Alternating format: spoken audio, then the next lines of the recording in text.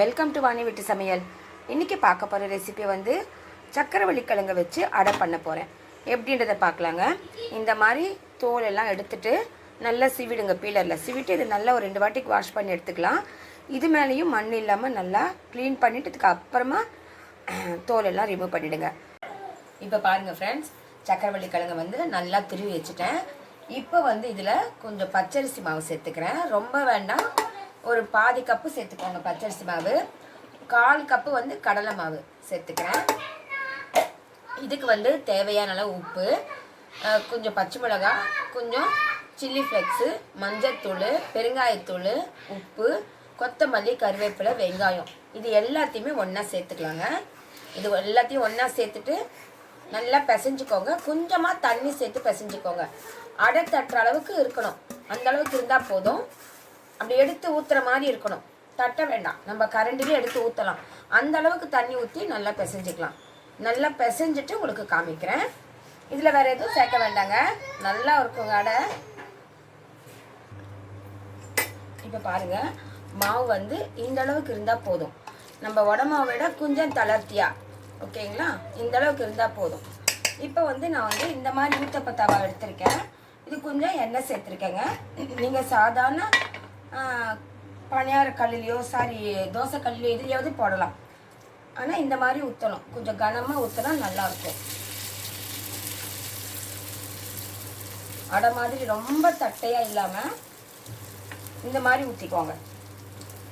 தீயை வந்து கொஞ்சம் கம்மியாக வச்சுக்கோங்க, அப்போ தான் நல்லா வெந்து வரும். கிழங்கு வேகணும் இல்லையா, நம்ம பச்சையாக தான் துருவி போட்டிருக்கோம், அது கொஞ்சம் வேகணும். அதனால் கொஞ்சம் தீயை வந்து குறைச்சி வச்சுக்கோங்க. இந்த மாதிரி எல்லாத்தையும் போட்டு இதை க்ளோஸ் பண்ணி வச்சிடலாம். மூடி வச்சிடலாம். ஒரு 5 நிமிஷம் பொறுத்து பார்க்கலாம்.